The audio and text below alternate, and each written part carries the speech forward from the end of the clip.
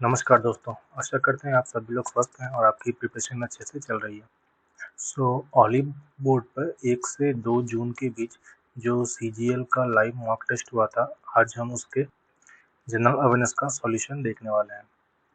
हालांकि इस सेक्शन में बहुत सारे स्पेलिंग मिस्टेक्स भी हुए हैं, बट आइए एक-एक करके हम उसका सॉल्यूशन देखते हैं।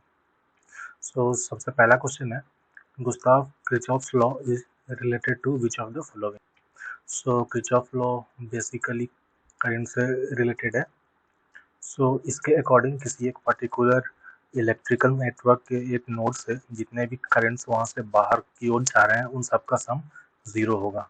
जैसे एक ये नोड है, यहाँ से एक ये बाहर जा रहा है, एक ये बाहर जा रहा है और एक ये बाहर जा रहा है। लेट्स से ये I1 है, ये I2 है, ये I3 है। Sum of I1 plus I2 plus I3 it will be equal to 0। और फोर्स के बारे में तो आप सभी लोग जानते ही हैं, होता है force is equal to mass into acceleration, और प्रेशर इज इक्वल टू होता है फोर्स पर यूनिट एरिया। ठीक है, अब चलते हैं क्वेश्चन नंबर 2 की ओर। इसमें पूछा गया है कि विच dynasty was founded by Bhoj one. Bhoj one ये मिहिर भोज के नाम से भी जाना जाता था, मिहिर भोज। और ये मिहिर भोज जो था ये फाउंडर था प्रतिहार डायनेस्टी का। इसका रेन था 836 AD टू 885 AD। और पाला डायनेस्टी का फाउंडर था गोपाला। फिर राष्ट्रकूटा डायनेस्टी को फाउंड किया था दंती दुर्ग ने, दंती दुर्ग। और सतवाहना किंगडम का फाउंडर था सिमका। और इसी के साथ हमें ये भी याद रखना है दोस्तों कि सतवाहना किंगडम जो था ये नेटिव इंडिया के पहले किंग्स थे। ये नेटिव इंडिया के पहले ऐसे किंगडम थे जो अपने खुद का कॉइन इशू करते थे, जिसमें उनके रूलर का पोर्ट्रेट उसमें पंच होता था। तो ये नेटिव इंडियन के पहले किंग्स थे। फिर नेक्स्ट क्वेश्चन है, which of the following words was not included to the preamble of Indian Constitution through 42nd Constitutional Amendment Act 1972? तो जैसा कि आप लोग जानते हैं, इसे हम मिनी कॉन्स्टिट्यूशन के नाम से भी जानते हैं।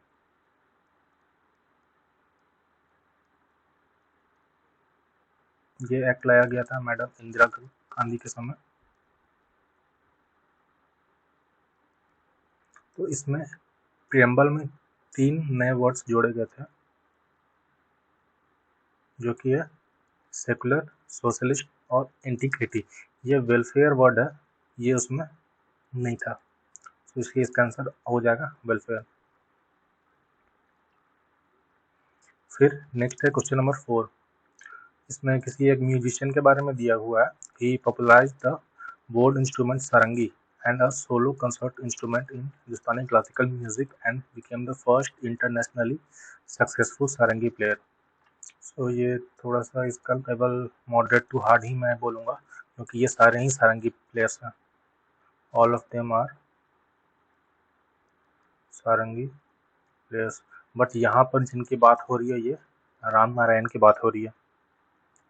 फिर हम लोग बात करते हैं सुल्तान खान की। तो ये भी एक सारंगी प्लेयर है जो कि शिखर घराना से है, शिखर घराना। फिर हम बात करते हैं अब्दुल लतीफ़ खान की। तो ये तो वेल नोन सारंगी प्लेयर है और ये आते हैं ख्याल घराना से, ख्याल घराना। फिर सुरिंदर संधू, ये भी एक वेल नोन सारंगी प्लेयर है। नेक्स्ट क्वेश्चन है हमारा, Which program aims to provide health insurance coverage to economically vulnerable family across India? तो यहाँ पर बात हो रही है आयुष्मान भारत योजना की। इस योजना के अंडर 5 लाख रुपीस का मेडिकल असिस्टेंट दिया जाता है।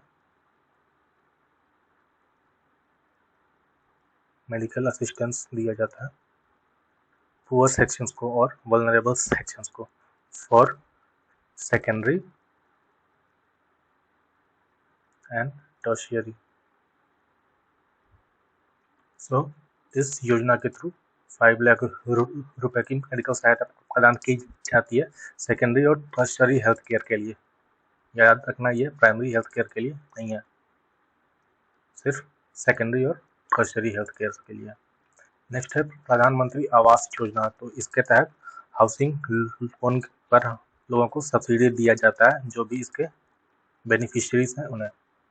फिर है प्रधानमंत्री मातृ वंदना योजना। इसे 2017 में लॉन्च किया गया था और इसके अंडर मॉनिटरी बेनिफिट दिया जाता है 5000 रुपीज का for during the pregnancy during her first child. ये सेकेंड या फिर थर्ड प्रेगनेंसी के लिए नहीं दिया जाएगा, ये सिर्फ फर्स्ट प्रेगनेंसी के दौरान ही ये मेडिकल एड दिया जाता है। फिर उसके बाद है राष्ट्रीय वयोश्री योजना। यहाँ पे ये होगा राष्ट्रीय वयोश्री योजना। इसके तहत जो इसेंशियल लिविंग डिवाइसेस होती है उसके लिए एड प्रदान किया जाता है। सो लिविंग डिवाइसेस हो गया जैसे कि व्हील चेयर हो गया या फिर वॉकिंग स्टिक्स हो गया। सो ऐसी चीज़ें खरीदने के लिए हमें फाइनेंशियल एड दिया जाता है। सो नेक्स्ट क्वेश्चन है question number 6। What is the maximum number of players on the field in a game of soccer. यहाँ पे सॉकर मतलब फुटबॉल। तो सबको पता है कि फुटबॉल में 11 खिलाड़ी होते हैं। फिर नेक्स्ट क्वेश्चन है हमारा which of the following plant groups lack specialised tissue for conducting water and nutrients. तो ब्रायोफाइट्स में ये चीज़ नहीं होता है। फिर एक आता है जिम्नोस्पर्म और एक आता है एंजियोस्पर्म। तो एंजियोस्पर्म होते हैं फ्लावरिंग प्लांट।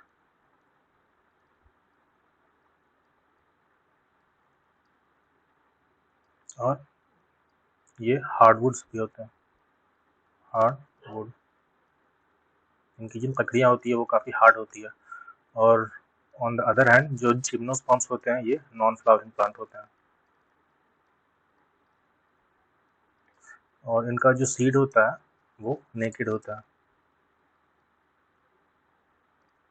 और इनका जो वुड है वो सॉफ्ट होता है, सॉफ्ट वुड। ठीक है फ्रेंड्स। सो नेक्स्ट क्वेश्चन है हमारा which of the following was established on the recommendation of B Sivaraman committee. तो बी शिवरामन कमिटी के रिकमेंडेशन पे हमने नाबार्ड बनाया था 1982 में। इसका फुल फॉर्म होता है national bank for agriculture and rural development. अब हम लोग थोड़ा सा बात करते हैं सिडबी का। तो इसका मतलब होता है small industries development bank of India. इसे हमने स्टेब्लिश करा था 2 अप्रैल 1990 में। इसे बेसिकली एमएसएमई के डेवलपमेंट के लिए बनाया गया था, मीडियम स्मॉल नहीं sorry micro small and medium enterprises के डेवलपमेंट के लिए। फिर हम लोग बात करते हैं आरबीआई के बारे में। सो आरबीआई को 1934 के आरबीआई एक्ट के द्वारा बनाया गया था। फिर इसके बाद इसका एस्टेब्लिशमेंट हुआ था 1935 में कैलकाटा में। फिर 1937 में इसे मुंबई शिफ्ट कर दिया गया और फिर एट लास्ट 1949 में भारत की आज़ादी के बाद फिर इसे नेशनलाइज कर दिया गया।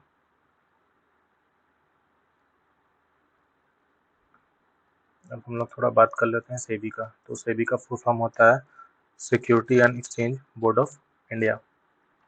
सो इसे 1988 में इस्टेब्लिश किया गया था और इसका हेडक्वार्टर मुंबई में है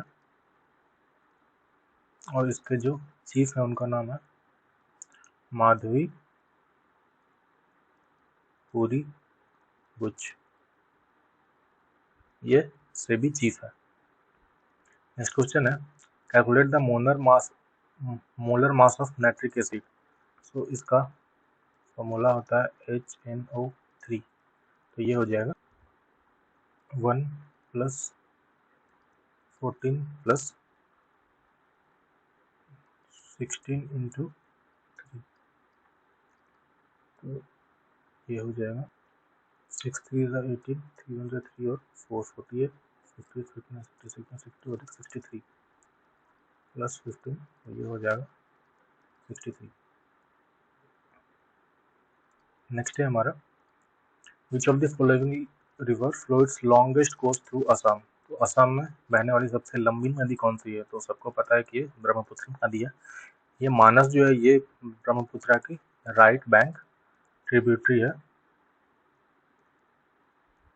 ब्रह्मपुत्र की। टूनिंग नदी भी ये ब्रह्मपुत्र की ट्रिब्यूटरी है और ये मजूली आइलैंड से फ्लो करती है, MAJULI, जो कि वर्ल्ड का सबसे बड़ा रिवराइन आइलैंड है, ये असम में है। उसके बीचों बीच ये टूनिंग नदी फ्लो करती है और फिर ये आगे जा करके ब्रह्मपुत्र में ही ये मिल जाती है। और बेकी भी ब्रह्मपुत्र नदी की एक ट्रिब्यूटरी है। So next है which of the following awards were given to Aruna Sairam in 2020। so Aruna Sairam को 2020 में कालिदास सम्मान उन्हें दिया गया था।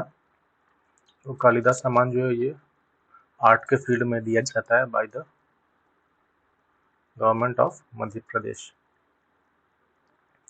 पद्मश्री के बारे में तो आप लोग जानते हैं, दादा साहब फाल्के ये सिनेमा के क्षेत्र में दिया जाता है। और संगीत नाटक अकेडमी अवार्ड ये भी आर्ट के फील्ड में दिया जाता है। फिर इसके बाद है the strait of Magellan connects which among the flowing ocean. तो स्टेट ऑफ मैगलिन ये अटलांटिक और पैसिफिक ओशन को कनेक्ट करता है। जैसे ये हमारा साउथ अमेरिका का मैप हो गया तो इस तरह से। तो यहाँ पर है आपका अटलांटिक ओशन और इस साइड है पैसिफिक ओशन, और ये इस जगह को बोलते हैं स्टेट ऑफ मैगलिन। सो ये अटलांटिक और पैसिफिक ओशन को कनेक्ट करता है। फिर नेक्स्ट है who among the following release the memory of knife in April 2024। तो ये सलमान रुश्दी हैं, इनके ऊपर अटैक हुआ था नाइफ से और ये उसमें कच भी खाए थे। तो फिर उन्होंने इसी घटना को एक बुक के तौर पर उन्होंने लिख करके लॉन्च किया है सलमान रुश्दी साहब ने। फिर नेक्स्ट है विच of the following festival represents the ties between wife Parvati and husband Shiva. तो ये तीज का फेस्टिवल होता है जो basically Bihar, eastern UP, Jharkhand और वेस्ट बंगाल में मनाया जाता है। फिर गुग्गा नौमी ये स्नेक वर्शिपिंग फेस्टिवल है, इसमें स्नेक की पूजा की जाती है और ये बेसिकली अलग अलग स्टेट्स में ये मनाया जाता है, जो कि है राजस्थान, यूपी, हरियाणा और हिमाचल प्रदेश। फिर बसंत पंचमी, इसके बारे में तो सबको पता ही है। और गंगौर फेस्टिवल ये राजस्थान में सेलिब्रेट किया जाता है। फिर नेक्स्ट है was the vice president of the Constituent Assembly of India when Dr. Rajendra Prasad was its president। तो ये एच.एन. मुखर्जी होंगे। मैंने एक सिली मिस्टेक की यहाँ पर, मैंने जल्दी में बी.एन. राव को यहाँ पर क्लिक कर दिया था। बी.एन. राव जो थे सर बेनिगल राव, ये कॉन्स्टिट्यूएंट ये एडवाइजर थे। सो फ्रेंड्स, कोशिश करना है कि रियल एग्जाम में ऐसे सिली मिस्टेक्स ना हो, नहीं तो आप यहाँ पर मुझे 2.5 मार्क्स का लॉस हो गया। So next, the second battle of Karain was held in 1192। 1191 में फर्स्ट बैटल ऑफ कराइन हुआ था। यह हुआ था मोहम्मद घोरी वर्सेस पृथ्वीराज चौहान। तो फर्स्ट बैटल में तो पृथ्वीराज चौहान विनर रहा था और दूसरे बैटल में मोहम्मद घोरी ने उसे हरा दिया था। तो ये हमें याद रखना है। फिर नेक्स्ट है विच of the following produces 2 times energy पर ग्राम। तो ये यहाँ पर फैट होगा फ्रेंड्स, क्योंकि फैट जितना भी एनर्जी प्रोड्यूस करता है वो कार्बोहाइड्रेट और प्रोटीन के कंपैरिजन में ये 2 टाइम्स होता है। सो नेक्स्ट है क्वेश्चन नंबर 18। आबा Khatua had set a national record and won gold medal at National Federation Cup Athletics Champion in Bhubaneswar. She is associated with which sport? तो आबा खटुआ जी ये शॉट पुट से संबंधित है। नेक्स्ट है which article of the Indian constitution establishes the supreme court of India. तो सबको पता है कि सुप्रीम कोर्ट सबका 1 2 का 4 करता है। सो सुप्रीम कोर्ट का आर्टिकल हो गया आर्टिकल 124। फिर आर्टिकल 345। आर्टिकल 345 ये बात करता है ऑफिशियल लैंग्वेज के बारे में, ऑफिशियल लैंग्वेज के बारे में, और ये बात करता है लैंग्वेज ऑफ द स्टेट के बारे में, लैंग्वेज ऑफ स्टेट। फिर आर्टिकल 248 ये बताता है रेसिडुअरी पावर ऑफ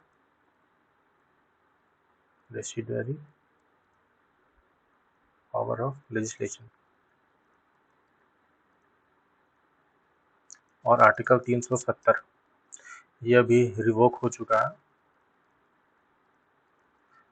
ये बात करता था temporary provisions related to Jammu and Kashmir के बारे में। फिर है question number 20। In November 2023 Mohamed Muizzu, ये तो बहुत ही फेमस हुए थे जब आए थे, तो ये मालदीव्स के प्रेसिडेंट थे। फिर इन्हीं के एक मिनिस्टर ने हमारे पीएम मोदी के खिलाफ कुछ टिप्पणी की थी, तो फिर उसके चलते लोगों ने इन्हें बहुत ज़्यादा क्रिटिसाइज किया था। सो मोहम्मद मीजू मालदीव्स के प्रेसिडेंट है। फिर इसमें अभी इंडोनेशिया के भी एक नए प्रेसिडेंट इलेक्ट हुए हैं जिनका नाम है प्रबोवो सुबियांतो।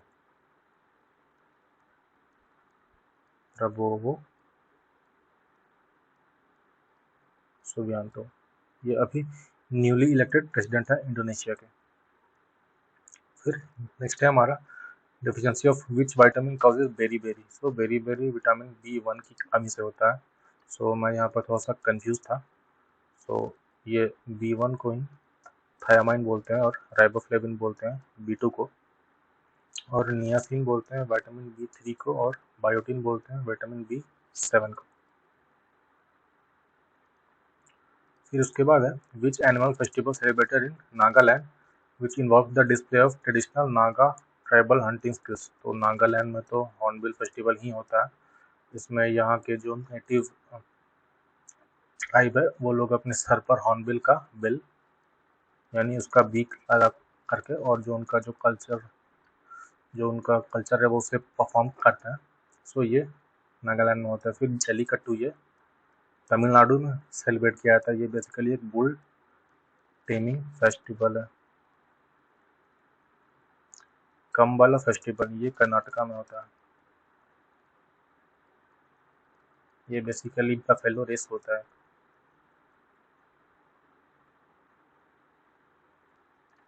फिर संगाई फेस्टिवल ये मणिपुर में सेलिब्रेट किया जाता है। नेक्स्ट है हमारा विच 5-year plan emphasized on development of industries and industry base in India। तो सेकेंड 5-year प्लान जो है ये इंडस्ट्रीज पर फोकस किया था। फर्स्ट वाला जो है इसमें एग्रीकल्चर पर फोकस किया था, और थर्ड वाला जो है इसका थीम था balance growth strategy, balance growth strategy. और जो फोर्थ वाला था इसका थीम था ग्रोथ विथ स्टेबिलिटी।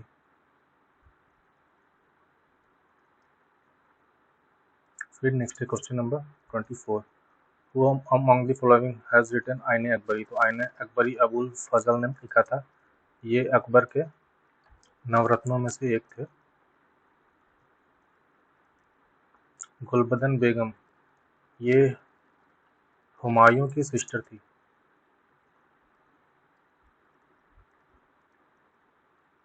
जिन्होंने हुमायूं का बायोग्राफी इन्होंने लिखा था। फिर है अल बिरूनी, तो ये गजनी के साथ इंडिया में आया था और इसने लिखा था किताबुल हिंद। किताबुल हिंद ये इसने पर्शियन लैंग्वेज में लिखा था। फिर दारा शिकोह, ये जहांगीर का सन था और इसने अथर्ववेद को इसने इसे ट्रांसलेट किया था पर्शियन लैंग्वेज में और इसी ने कुछ उपनिषद को भी ट्रांसलेट किया था।